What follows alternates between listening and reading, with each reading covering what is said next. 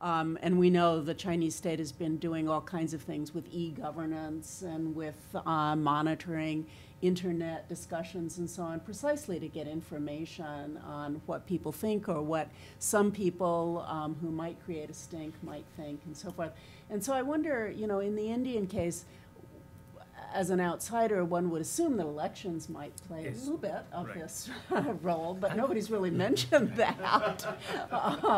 And, you know, the poor vote disproportionately in India, right? So one would think that that would have some kind of impact. Right, and that's why I was saying, because the poor vote and the poor cared about this dignity aspect, hence that was the information that politicians were taking, and that's why that was such a priority. One area where it matters a lot and where this information is on inflation, because we know that inflation affects the poor sort of adversely or more adversely, because the rich can diversify. And you know, it's been argued that even though India's central bank is not really independent, but it's been very hawkish on inflation, precisely because politicians don't want to mess around with monetary policy, because voters care about this, right? I think one other source of information that India has relative to China is the media, because it's just much more thick and vibrant in ways that, you know, it is also vibrant in China, but in India it's just more so. So that has also always been an important source of information. But, you know, if one is cynical, my colleague, and who was our colleague, Pratap Mehta, has actually written something very different. He says, you know, India is an open society with a closed mind, and China is a closed society with an open mind. And so it's not clear that just because there's information, therefore it'll matter. I mean. Wow, we have quite a few questions. So let's take these 3 questions over here. Yes, so please be very brief, because we're supposed to be wrapping up in about 5 minutes or so. My name is Chen Shuhai, a visiting scholar at Boston University. My major is also focused on politics. So the first one is about a conclusion. It seems that all the panelists have a consensus that China is an authoritarian state. Actually, I have a different viewpoint. Based on my research work, I think China should be regarded as a totalitarianism or totalitarian state, because there is only one party, and the CCP's tight control over what people think according to this criteria. So I think China should be regarded as a totalitarian. And second is my question. Isn't that all the panelists employ independent or dependent variables to analyze the differences and the similarities between India and China? But you didn't mention one important dimension of people, ordinary people's life, is human rights. So my question is, to what different extent do Indian and Chinese people enjoy freedom of speech and religious and freedom of religion? Is my point. Okay. Thank you. Yes.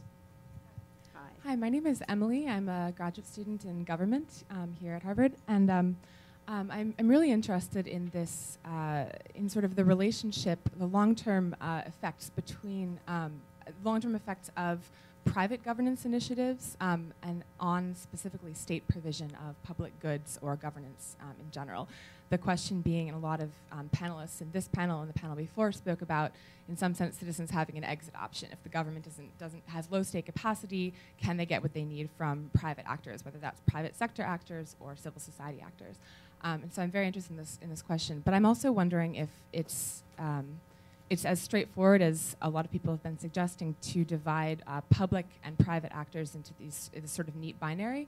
I know the Indian context much better than the Chinese context, but my understanding from my fieldwork is that the majority of NGOs in India get the great majority of their funding from the Indian state, and in some senses act as subcontractors of the state in providing public goods. And I'm wondering, given the incentive structures that builds up, to what extent that blurs the boundary between public and private provision of capacity for governance, if you will. Great. And a final question here. Sure. My name is Ben. I'm an undergraduate. I think I'm the sole undergraduate representation here, probably.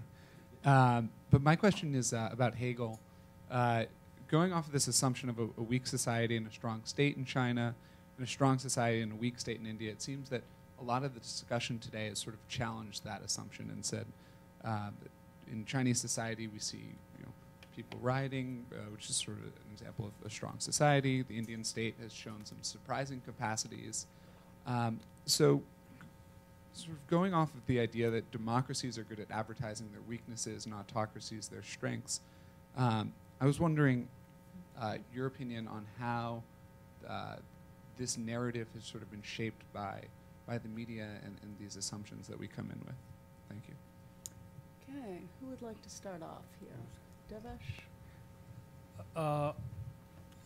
The point on that the binary between the state and private sector, you're absolutely right. I mean, in fact, what you see is a shift in the state's role from delivery direct to a financing role, right?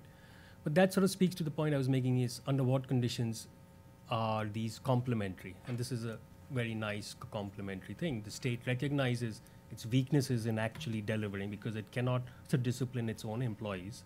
And therefore, with NGOs, it actually finds it easier because you have contracts which can be enforced to a greater extent. Now, on human rights, I think the human rights thing in India can also be very messy, especially in places where there are insurgencies. Jammu and Kashmir is northeast. But the one thing is that I think this is also a distinction with China, is that the courts are relatively free. I mean, they are independent. The Indian Supreme Court is probably one of the most powerful Supreme Courts anywhere. And it really takes the state to task very strongly. The state doesn't even appoint the judges. The judges have basically grabbed the power to appoint themselves, from their own colloquium. So it is very independent. And that does provide at least some safety net, if you want to call it, from the ravages of the security system, which especially happens in times of sort of insurgencies. How come the court system didn't supply the accountability? But in the U.S., the ground basis for education and things like that. So the court moved the system along substantially. How come? No, the courts have, for instance, the recent corruption scandals. The investigation itself was driven by the court. But you see, what you need is the courts, first of all, because of the failures of the state, the courts are clogged with dispute resolution because it doesn't get resolved. And the state itself is by far the major litigant or one of the parties which people are going to the courts against the state. In fact, the state organs against each other also go to the courts. This is one of the biggest ironies that if you look at who are the two sides to a court-like dispute, state organs versus other state organs is the largest, because of failures. So the court's effectiveness has actually been undermined in a sense because it is the least ineffective, but has become very ineffective because it's clogged completely, And so it takes 5 years, 10 years to get these. But why the corruption part has been limited? Because the court, after all, cannot investigate. The investigative organs have to be state organs, which are controlled by politicians who have no incentive to give them the resources and autonomy to investigate them. And so unless it's driven by the courts, which it can only do because it cannot take, this is executive action, right? The court can adjudicate but cannot itself be the investigative arm. Therefore, it's more limited. Brenda? Actually, I think Devesh has pretty much said, in the interest of time, because I know we're running over, has basically said exactly what I would have said, but probably better. And in the presence of Professor Dwar, I really feel very ill-qualified to say anything about Hegel. So, actually... That can be over a glass of wine upstairs in a minute. We'll talk Hegel there. Labels for China's regime, totalitarian is also an imported concept, and I think pretty much no one wants to apply it to China today. But I think what's more useful to do is to come up with new concepts for labeling this authoritarian regime. And so people like C.K. Lee have decentralized legal authoritarianism, using the instruments of the courts to effect. Liz Perry has talked about revolutionary authoritarian as a regime label. So I would encourage more conceptual mileage in adding adjectives to authoritarian rather than going back to totalitarian. On the public-private distinction, yes, it's true with firm ownership in China as well as with NGOs and civil society that there is this mixed ownership, and it's difficult to tell the people running a firm or the people running an NGO, are they a state person or a society person? Because they're either both or once were state and now are non-state. So it's very important to get to those details, which requires a lot of close field work and interviews. I think it's very interesting to think about blurring the boundary between state and society. As we think about the concept of state capacity, it's just, I always find that just very difficult to define and measure. So in the case of public and private, if the state chooses to outsource some of its functions, is that high capacity or is it low capacity? Like, it did that deliberately, right? So, but it comes out in the statistics as like not funding that public service, not providing that public service, but it chose to, strategically. So that seems like a very high capacity strategy to me. As there have been all these calls to disaggregate the state. Is it different levels of state, different institutions in the state, different agents of the state? If state capacity is what they can accomplish, we also have to have data on what they intended to accomplish. So that just seems to be a very difficult thing to measure to me. Regime type, the comment about regime type made me think that it's also interesting and important to think about a subnational version of regime type.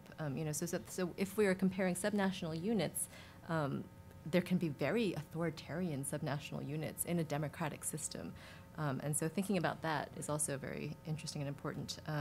And then just going back to what Yasheng was questioning about expectations of the state and survey questions, survey data on that. That is just incredibly difficult to get surveyed. It's incredibly difficult to formulate good questions to measure expectations of the state, because it is incredibly easy to say, sure, I think that should be the responsibility of the state. In fact, I think all 26 of these things should be the responsibility of the state, right? So, what does that really mean in terms of the libertarian aspect, the libertarian population, yeah. So anyway, but we can talk about that over wine. All right, thank you all very much. You've been a very patient audience. We've been in this room for quite a while, and there is very nice wine, I believe, and something to go with it right upstairs. So please join us. Thank you very much.